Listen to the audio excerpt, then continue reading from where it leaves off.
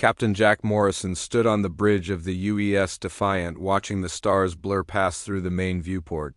The hyperspace jump was supposed to be routine, just another mapping mission in the Outer Rim territories where humans were allowed to explore. His crew of 180 people had been looking forward to cataloging new star systems and maybe finding some useful resources for Earth. Lisa Martinez bent over her engineering console, her dark hair falling across her face as she checked the power readings. The ship's engines were running smoothly, humming with the steady rhythm that meant everything was working perfectly. She had been the chief engineer on the Defiant for 3 years now and knew every sound the ship made. Kevin Thompson sat at the navigation station, his fingers dancing across the holographic display as he calculated their exit point from hyperspace. The young officer had graduated top of his class from the Naval Academy and took pride in his precise calculations. He had plotted thousands of jumps before and never made a serious error. Amanda Cole monitored the communications array from her station, listening to the quiet static of empty space. As the ship's communications specialist, she was responsible for maintaining contact with Earth and any other human vessels they might encounter. The Outer Rim was lonely territory, and sometimes her radio was the only connection to home. The Defiant was a good ship, built in Earth's orbital shipyards 5 years ago. She was not the biggest or most powerful vessel in the human fleet, but she was reliable and fast. Her crew trusted her completely, and she had never let them down. The ship carried enough supplies for a 6-month mission and had the latest in human technology. Kevin looked up from his console with a slight frown. Something was wrong with the navigation computer. The readings were fluctuating in a way he had never seen before. The hyperspace coordinates were shifting randomly, and the exit point kept changing. He tried to compensate manually, but the system was not responding to his commands. Lisa noticed the problem at the same time. Her engineering displays were showing power surges throughout the ship's systems. The hyperspace drive was drawing more energy than it should, and the containment fields were becoming unstable. She started emergency procedures, but the cascade failure was happening too fast. Jack Morrison felt the ship shudder around him. After 20 years in space, he knew when something was seriously wrong. The Defiant was shaking like a leaf in a storm, and the lights were flickering. He grabbed the communication system and spoke to his crew with calm authority that he did not feel. The hyperspace tunnel collapsed around them without warning. One moment they were traveling through the blue-white corridor of folded space, and the next they were falling back into normal space with alarms screaming throughout the ship. Kevin stared at his instruments in disbelief. According to his readings, they had jumped almost 1,000 light-years off course. Amanda's communications board exploded with signals. Hundreds of transmissions were flooding in from all directions, speaking in languages she had never heard before. The computer was struggling to translate the alien words, but she could hear the panic in the voices. Someone was very upset that they were there. Jack looked at the main screen and felt his blood turn to ice. They were not in empty space as planned. Below them stretched a massive planet covered in gleaming cities and strange architecture. Around them in every direction were ships, thousands and thousands of alien vessels of every size and shape imaginable. Some were as small as shuttles, others were larger than Earth's biggest space stations. Lisa ran a quick scan of the nearby ships and gasped. The readings were off the charts. These vessels were using technology far beyond anything humans had developed. Their weapons alone could probably destroy Earth's entire fleet. She looked up at Jack with wide eyes and shook her head slowly. The planet below was clearly the center of some vast civilization. Massive orbital platforms ringed the world like artificial moons, bristling with weapons and energy shields. The cities on the surface glowed with power that made Earth's greatest metropolises look like candles. This was not some backwater colony. This was the heart of an empire. Kevin finally managed to identify their location using the ship's star charts. His face went pale as he realized where they were. This was Zenthari Prime, the capital world of the Galactic Council. Humans were forbidden to come anywhere near this system. The Council had made it very clear that primitive species like humanity were not welcome in their core territories. The Galactic Council ruled over most of the known galaxy. 12 ancient alien species had joined together 3,000 years ago to bring order to the chaos of space. They considered themselves the natural leaders of all intelligent life, and they had the power to enforce their will. Humans were barely tolerated on the galactic fringe, treated like children who might someday grow up to be useful. Amanda's translation computer finally began making sense of the alien transmissions. The messages were all variations of the same theme. The Council fleet was demanding that the human vessel surrender immediately. They were calling the Defiant's presence an act of war, a violation of the most sacred laws of galactic civilization. Jack Morrison realized that his ship had just jumped into the middle of the most heavily defended system in the galaxy. The Council's throne world had never been attacked in its entire history. Their presence here was not just illegal, it was unthinkable. The aliens could not believe that a primitive human ship had somehow penetrated their defenses. Lisa worked frantically to repair the hyperspace drive, but the damage was extensive. The cascade failure had burned out several key components, and they did not have spare parts for everything. Even if she could fix it, the repairs would take hours. They were trapped in the heart of enemy territory. With no way to escape, the alien fleet began to move toward them with deadly purpose. Admiral Kethver of the Xanthari fleet could not believe what he was seeing on his tactical display. A single human vessel had somehow penetrated the most secure system in the galaxy and was now sitting above the Council's sacred throne world like it belonged there. The primitive species had been warned countless times to stay in their designated sectors, yet here they were violating the most fundamental law of galactic civilization. The Admiral's scaled fingers moved across his command console with practiced efficiency. He had served the Council for over 2 centuries and had never encountered such blatant disrespect. The human ship would be destroyed immediately as an example to any other primitive species that might consider similar actions. He gave the order to his flagship's weapons officer with cold satisfaction. The massive energy beam struck the human vessel with enough force to vaporize a small moon. Kethver watched his screens expecting to see debris and wreckage, but the human ship was still there. Its shields had absorbed the entire attack without even flickering. The Admiral stared at his instruments in confusion before ordering a second salvo from his entire battle group. Jack Morrison felt the Defiant shake under the alien attack, but Lisa Martinez's voice came through the communication system with surprising calm. The experimental quantum shielding was holding perfectly. The new technology had been installed just before their mission, and none of them had expected to test it under such extreme conditions. The shields were not just holding, they were actually getting stronger with each attack. Danny Rivera sat at the weapons console with his hands hovering over the firing controls. The young officer had trained for combat situations, but he had never imagined fighting the entire Council fleet. Jack Morrison's voice was steady as he gave the order that would change galactic history forever. The Defiant would not surrender, and they would not run. They would fight. The human ship's plasma cannons fired for the first time in anger.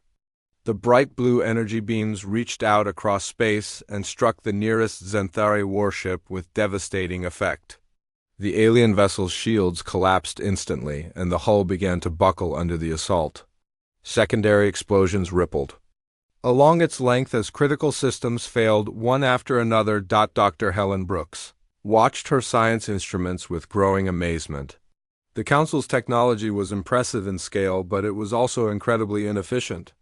Their energy systems were based on principles that had not changed in thousands of years.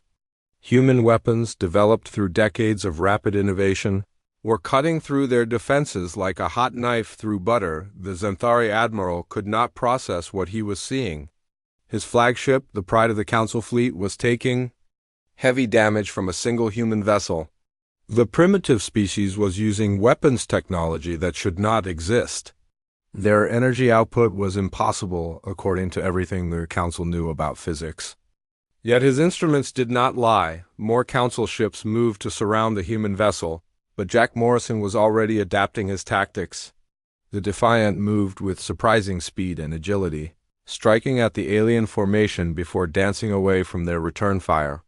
The human ship fought like a living thing, unpredictable and deadly in ways the Council had never encountered. Kevin Thompson's navigation skills were being pushed to their limits as he plotted evasive maneuvers through the massive alien fleet. The young officer had studied every tactical manual in Earth's database, but none of them had prepared him for fighting thousands of enemy ships simultaneously. He was making up new strategies on the spot, using the human gift for creative problem-solving. Amanda Cole intercepted more Council transmissions, and her translation computer revealed growing panic among the alien commanders. They were calling for reinforcements from across the system. The psychological impact of a single human ship holding its own against their entire fleet was shattering their confidence. Some of the alien captains were beginning to question their assumptions about human capabilities. The battle raged for hours with neither side able to gain a decisive advantage. The human ship was vastly outnumbered, but their superior technology and tactics were keeping them alive. The Council fleet had the numbers, but their rigid formations and outdated weapons were proving ineffective against human innovation. The stalemate was driving both sides to desperation. Lisa Martinez worked frantically to keep the ship's systems running as Danny Rivera poured fire into the alien fleet. The defense weapons were performing beyond their design specifications, but the constant fighting was taking its toll.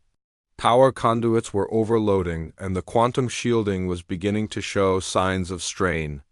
They needed help, and they needed it soon. The help came from an unexpected source. The Hughes Ranger dropped out of hyperspace with her guns already firing. Captain Steve Parker had detected the Defiant's distress beacon and had jumped to their location with his entire crew ready for battle. The second human ship immediately began engaging the nearest Council vessels with the same devastating effectiveness. Minutes later, the Hughes Vigilant arrived under the command of Captain Nancy Foster. The third human vessel completed a triangle formation around the alien fleet's command ships and began coordinating their attacks. What had been a desperate last stand was suddenly becoming a counterattack against the most powerful military force. In the galaxy. Admiral Kethver watched his tactical display with growing horror. 3 human ships were systematically destroying his fleet. Vessels that had served the Council for centuries were being reduced to scrap metal by weapons that should not exist. The humans were not just fighting back, they were winning. The impossible was happening before his eyes. The psychological impact on the Council forces was immediate and devastating. For 3,000 years, they had been the undisputed masters of the galaxy. Every species had bowed before their technological superiority. Now primitive humans were proving that superiority was an illusion. The foundation of their entire civilization was crumbling in the space above their throne world. Jack Morrison watched the alien fleet begin to fall back toward the planet's orbital defenses. The Council was retreating for the first time in their recorded history. The human captain knew that this battle was about more than just 3 ships fighting for survival. This was the moment when humanity announced to the galaxy that they would no longer accept second-class status. The war for galactic freedom had begun. The 3 human ships moved through space like predators hunting their prey. Captain Steve Parker of the UES Ranger coordinated with Jack Morrison and Captain Nancy Foster to begin their assault on the massive orbital defense platforms that had protected Zenthari Prime for over 1,000 years. These ancient weapons had never been tested in real combat because no enemy had ever penetrated this far into Council territory. Lisa Martinez discovered something remarkable while scanning the orbital platforms. The energy signatures were incredibly powerful, but they were also predictable. The platforms used the same basic technology as the Council fleet, which meant they had the same weaknesses. Her engineering sensors detected a specific resonance frequency in their power cores that human weapons naturally produced. The first platform exploded in a brilliant flash of light that could be seen from the planet's surface. Lisa had been right about the resonance frequency. The human plasma cannons had found the exact wavelength needed to destabilize the platform's power core. The explosion sent shockwaves through the entire orbital defense network as secondary systems began failing throughout the grid. On the surface of Xanthari Prime, the council members watched their most sacred symbol of power crumble in the space above their heads. The 12 ruling species had gathered in their great chamber to witness what they believed would be the swift destruction of the human intruders. Instead, they were seeing their invincible defenses fall one by one to primitive weapons they had. Dismissed as toys, the Xanthari High Chancellor rose from his crystalline throne with movements that betrayed his growing panic. For 3 millennia, his species had ruled the galaxy through a combination of superior technology and psychological dominance. Other species obeyed the council because they believed resistance was impossible. Now that belief was being shattered. By 3 small human vessels, Dr. Helen Brooks detected massive energy readings building deep within the planet's core. Her science instruments were showing power levels that defied explanation. The council was preparing to activate something that had been hidden beneath their capital city for centuries. The energy signature was unlike anything in human databases, but the scale suggested a weapon of unimaginable destructive power. Captain Nancy Foster realized what the readings meant. The council was preparing to activate a planet-killing weapon, rather than allow their throne world to fall to humans. The device would destroy everything in the system, including their own people, rather than admit defeat to a species they considered inferior. The psychological impact of losing to humans was more than their pride could bear. Jack Morrison made a decision that would echo through galactic history. Instead of retreating from the ultimate weapon, he ordered his ships to prepare for a ground assault. If the Council was willing to destroy their own world rather than surrender, then the humans would have to take the fight to the planet's surface. The first assault landing on the Council's homeworld was about to begin. Lieutenant Colonel Greg Harrison had been waiting for this moment his entire military career. The Marine commander had trained his soldiers for every possible combat scenario, but none of them had ever imagined fighting on the most heavily defended planet in the galaxy. His 200 Marines were about to make history as the first humans to set foot on Xanthari Prime. The assault shuttles launched from the 3 human ships under heavy fire from the remaining orbital platforms.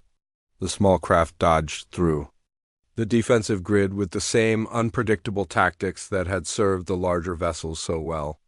Human pilots were proving once again that creativity and adaptability could overcome superior numbers and firepower.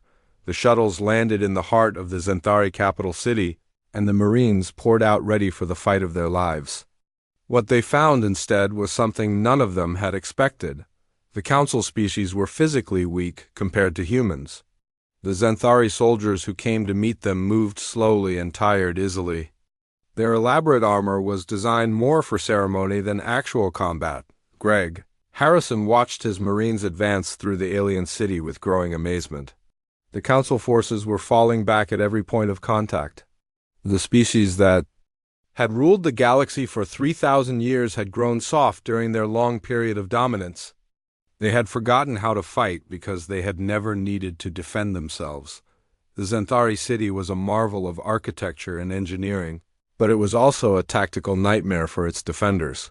The wide boulevards and soaring spires had been designed to impress visitors and demonstrate the Council's power. They had never been intended as a battlefield. The humans used the city's own grandeur against its creators. Amanda Cole established communication links between the ground forces and the ships in orbit. The reports coming from the Marines were almost unbelievable. The Council's ground forces were retreating toward the planetary core where the ultimate weapon was hidden. The humans were actually winning the battle for the most important planet.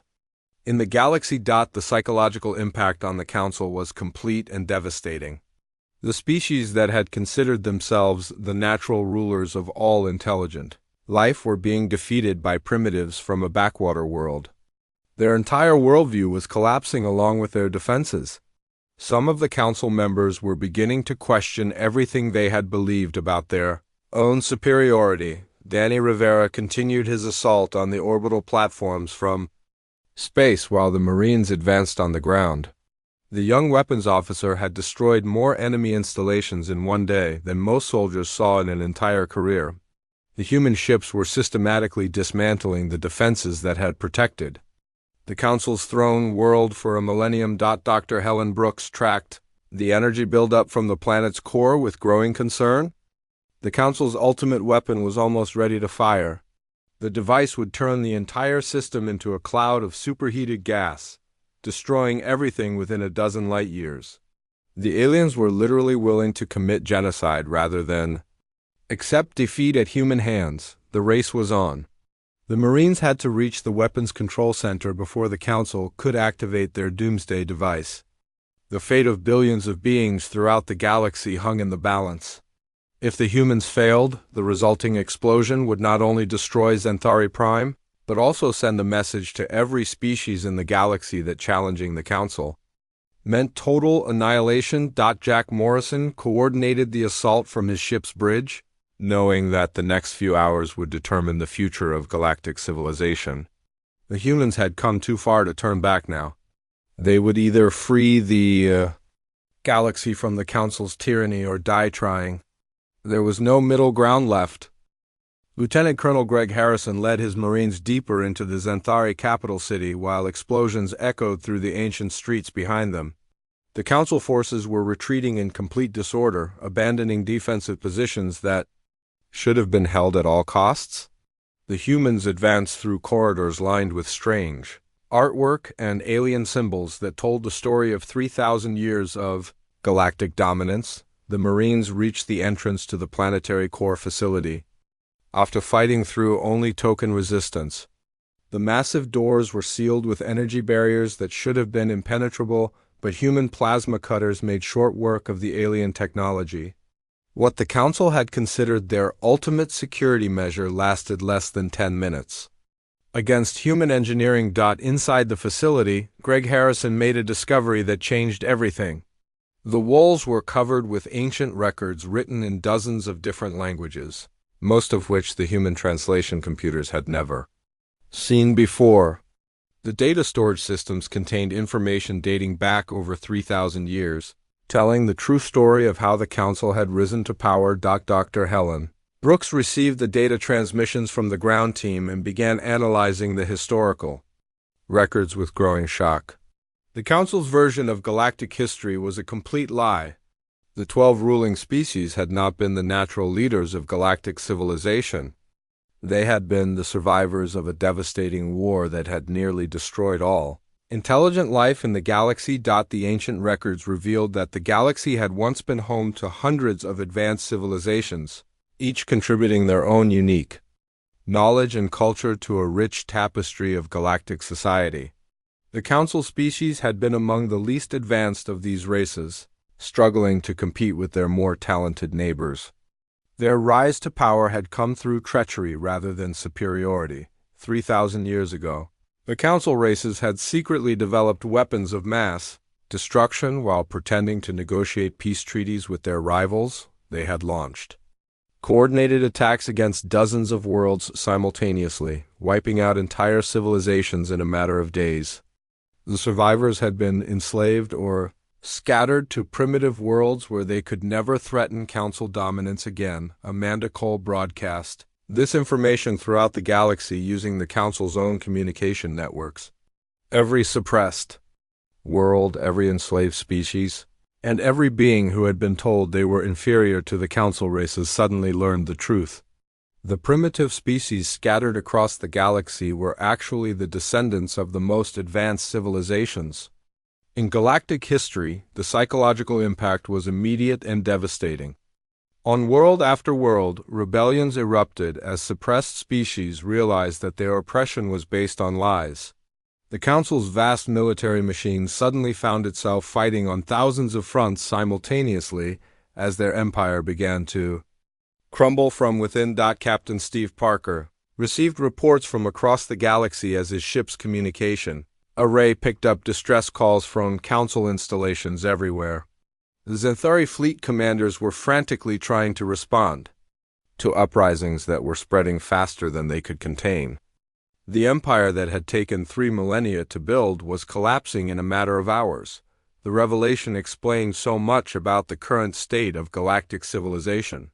The Council's technology had seemed advanced only because they had systematically destroyed anything better. Their military dominance existed only because they had prevented other species from developing weapons that might threaten them. Their entire civilization was built on preventing progress rather than encouraging it. Jack Morrison realized that humanity's arrival in the throne world had been more than just an accident.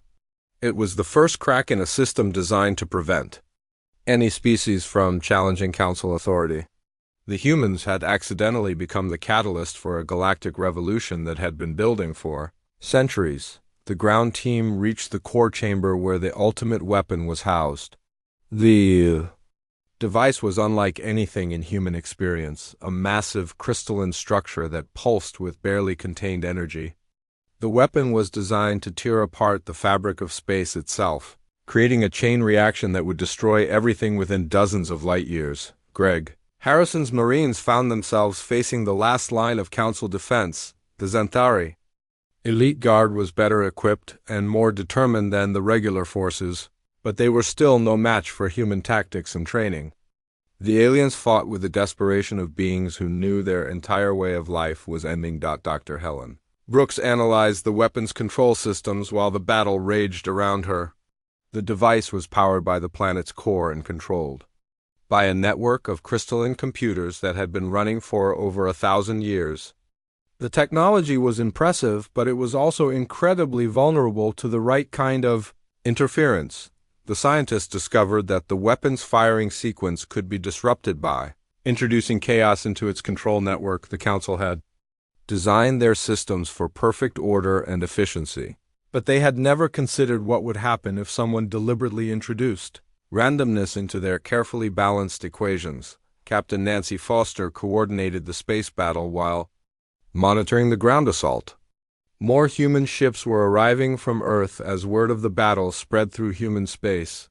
The entire human fleet was mobilizing to support the 3 vessels that had accidentally started a galactic war. The psychological warfare was proving as effective as the military campaign. The Council's confidence was completely shattered. Species that had ruled through fear and intimidation for 3,000 years were discovering that their power was an illusion.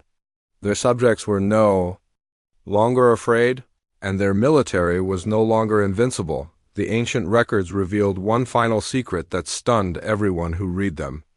The Council had not just suppressed other species, they had also suppressed their own people. The ruling classes had used the same techniques on their own populations that they had used on their enemies.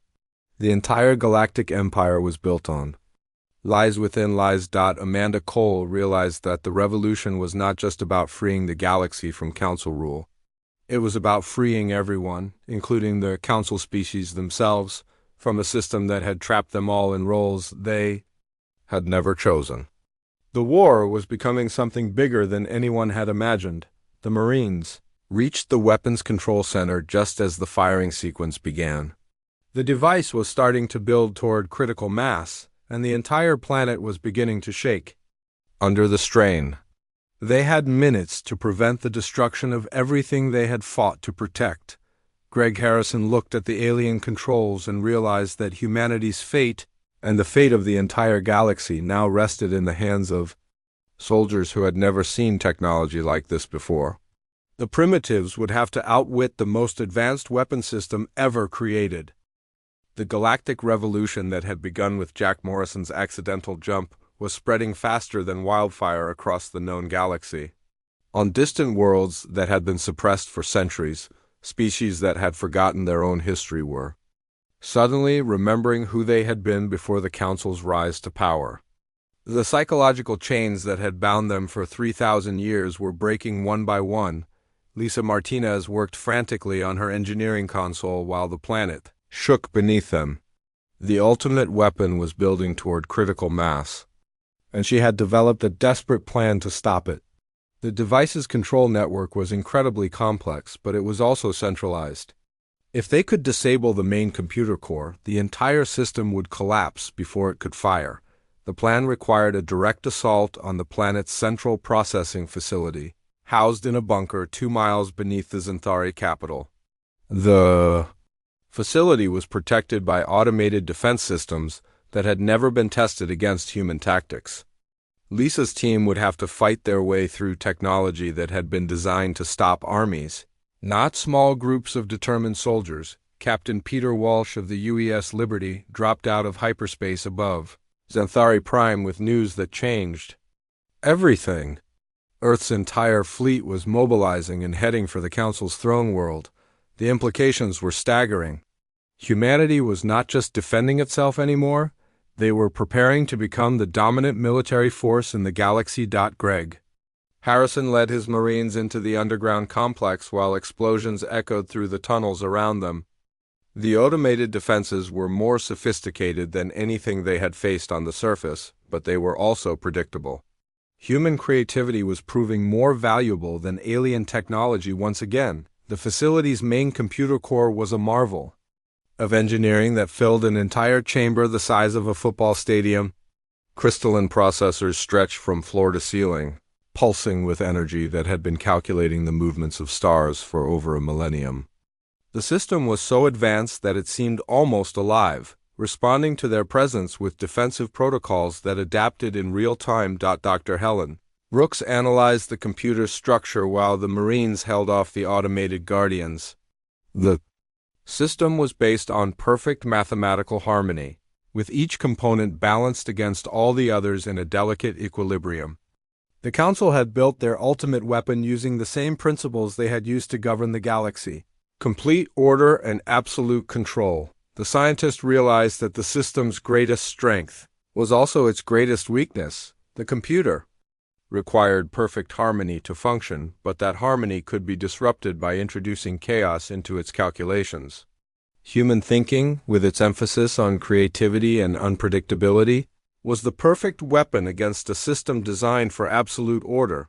Amanda Cole monitored communications from across the galaxy. As the revolution spread to every corner of Council space, the reports were almost unbelievable. Species that had been enslaved for millennia were overthrowing their oppressors using weapons they had hidden for centuries. The Council's military was collapsing as their own soldiers began to question orders that had once seemed absolute. The psychological impact on the Council leadership was complete and devastating. Admiral Kethvar's fleet was receiving distress calls from every sector of their empire. The Xanthari commanders were realizing that their entire civilization was built on a foundation of lies that was finally crumbling. Their response was to activate more doomsday weapons rather than admit defeat. Jack Morrison coordinated the assault from his ship's bridge while monitoring the weapon's power buildup. The device was approaching critical mass, and they had less than an hour to prevent galactic genocide. The Council's desperation had reached the point where they would rather destroy everything than allow their subjects to be free. The Marines reached the computer core's central processing unit just as the weapon's firing sequence entered its final phase. The crystalline structure was pulsing with energy that made the air itself seem to vibrate. Greg Harrison's soldiers had never seen anything like it, but they knew that the fate of billions of beings depended on their success. Lisa Martinez connected her human-built equipment to the alien computer system and began introducing chaos into its perfect calculations. The device that had been designed to destroy worlds was suddenly struggling to process information that did not fit its rigid parameters. Human logic was proving incompatible with Council thinking in ways that neither species had imagined. The computer core began to destabilize as conflicting instructions spread through its network like a virus. The system that had maintained perfect order for centuries was suddenly faced with problems it could not solve. The weapon's firing sequence began to slow as the computer diverted processing power to deal with the growing chaos. Captain Steve Parker watched his tactical display as more human ships arrived in the system. The entire human fleet was converging on Xanthari Prime, but they were not coming as conquerors. They were coming as liberators, ready to help build a new galactic civilization based on freedom rather than oppression. The revolution was spreading beyond anything anyone had imagined. Species that had been enemies for centuries were suddenly working together against their common oppressor. The Council's policy of keeping different races separated and suspicious of each other was backfiring as they realized they had more in common than they had ever known. Dr. Helen Brooks discovered that the computer system was beginning to shut down its own weapon rather than risk total system failure. The device that had been designed to destroy the galaxy was being defeated by the very chaos it had been created to prevent. The Council's ultimate weapon was turning against itself. The psychological warfare was proving as effective as the military campaign. The Council species were beginning to realize that their entire way of life had been built on a lie. Their subjects were not inferior beings who needed to be controlled. They were equals who deserved to be free. The revelation was shattering. The foundation of their entire civilization. Amanda Cole broadcast updates to the human fleet as more ships arrived from Earth. The revolution was becoming something bigger than anyone had imagined. This was not just a war between humans and aliens. It was a fight for the soul of galactic civilization itself. The weapon's power core began to discharge harmlessly into space as the computer system finally collapsed under the weight of its own contradictions. The device that had been designed to destroy everything was instead destroying only itself. The Council's ultimate weapon had become the symbol of their ultimate failure. The galaxy was about to be reborn, and humanity would be there to help guide it toward a better future. The doomsday weapon powered down with a deep rumble that shook the entire planet, but Jack Morrison knew that the real work was just beginning. The Council's empire had collapsed in a matter of hours, leaving behind billions of beings who had never known freedom. The galaxy was celebrating, but celebration would not solve the massive problems that lay. SEAD Dr. Helen Brooks stood in the ruins of the computer core facility and watched the last of the crystalline processors go dark. The system that had controlled the galaxy for 3,000 years was finally silent. The ancient technology had been defeated not by superior weapons or greater force, but by something the Council had never understood: the power of creative thinking. Lieutenant Colonel Greg Harrison led his Marines back to the surface of Xanthari, primed through streets filled with confused alien civilians.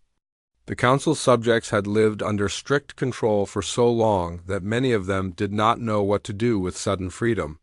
Some were celebrating, others were hiding, and a few were trying to maintain the old order out of fear of the unknown. The psychological impact on the Xanthari themselves was perhaps the most profound. Admiral Keffer's flagship hung motionless in space above the planet, its crew paralyzed by the realization that everything they had believed about their superiority was false. The species that had ruled the galaxy for millennia was discovering that they were no different from the beings they had oppressed. Captain Steve Parker coordinated rescue operations across the system as human ships arrived to help with the chaos. The revolution had succeeded beyond anyone's wildest dreams, but success had brought new responsibilities.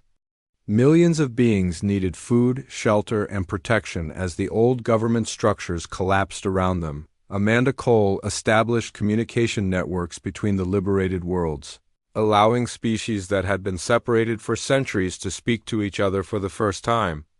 The conversations were sometimes difficult as old grievances surfaced, but there was also hope in the voices of beings who were finally free to determine their own futures. The aftermath revealed the true scope of the Council's crimes against galactic civilization. Entire species had been deliberately kept primitive to prevent them from developing weapons that might threaten Council rule. Advanced technologies had been suppressed or destroyed to maintain artificial scarcity.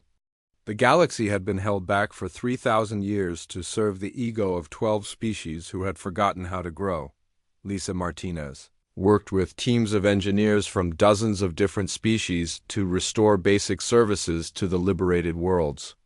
The diversity of knowledge and creativity that had been suppressed for so long was finally being unleashed.